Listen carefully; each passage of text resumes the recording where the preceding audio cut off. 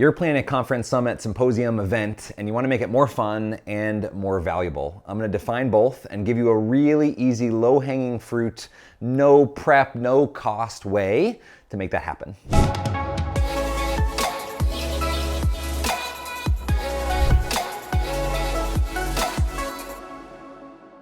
The point of conferences, right, I would argue, is to make people smarter and connect people to each other, right? The connections that happen in between the content are just as important as the scheduled sessions on the agenda.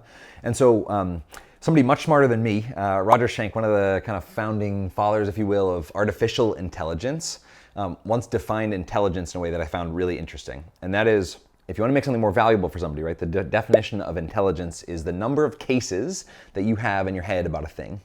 And so a teacher who's taught for 30 years, right, they are not wondering, when they get a disruptive kid, they're not wondering what to do.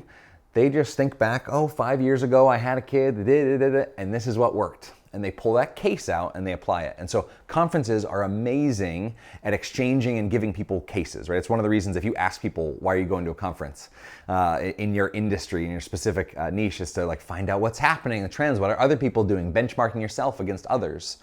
And so the technique, this idea of a question quest that I'm going to share with you, helps unpack a bunch of those cases and disseminates them across a group very quickly.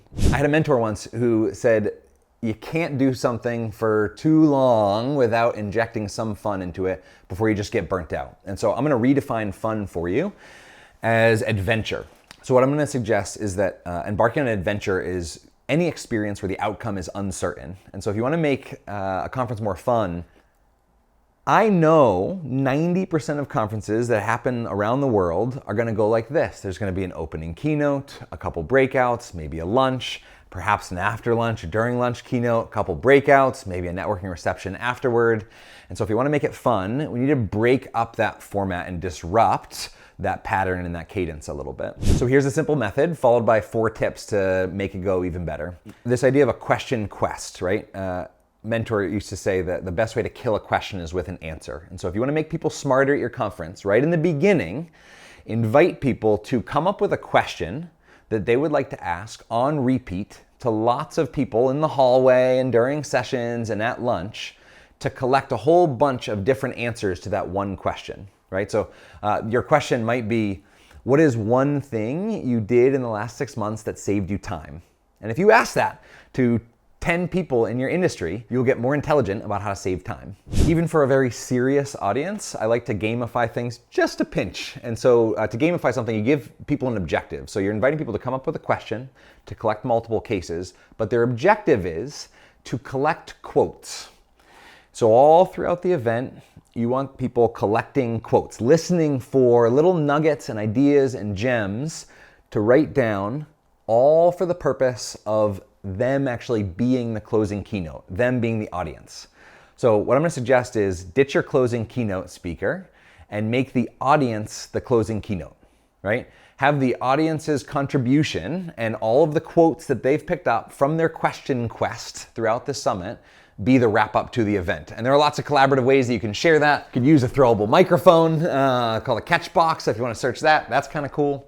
The point is, you want to end with people's voices and ideas rather than somebody else's voice and ideas. The problem with all of this, in the very beginning, people are generally kind of bad at asking questions. We tend to ask superlatives, we often ask closed-ended questions, and so here are a few tips to give your audience as you're inviting them to write down their question on a note card and carry it around and ask multiple people, collecting lots of quotes and cases. First of all, instead of asking superlatives, add the phrase one of into your questions. What is one of the most clever things you've discovered in the last couple months, right? It allows people to answer much easier as opposed to fishing for the best or the worst or the favorite. Tip number 2, good questions are really specific. If I ask a vague question, I'm going to get a vague answer. And so to make people's questions really specific, I like to implant in people's brains a problem, challenge, or frustration they're having, or something, if they're problem-free that day, or something that they're aspiring to or aiming to accomplish. Have that concept or idea and then invite people to turn that problem, frustration, or aspiration into a question. Automatically, even if people are not by default good question askers, they will come up with a better question. by planting that in their brain first. Tip number 3 and 4, 2 words. Invite people to start their questions with how or what. If you want to find out why, I am suggesting that you only invite people to ask questions that begin with how or what. You can check out some of the other videos on the channel. But the short of it is questions how and what end up building relationships of trust with people, which is one of the aims of a conference. Conferences and events are fun when people are familiar with each other and there's level of comfort. It's almost like you want, even if you're in a 1,000-person auditorium, you want it to feel like people are hanging out with their buds in a living room.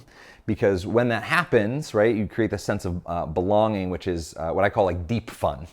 It's not the like, woo, blast confetti, right? This video is not about blasting confetti. It's about making a conference more fun and valuable. And when you give people a mission right in the beginning of their event, the whole thing becomes a little bit more fun and a whole lot more valuable.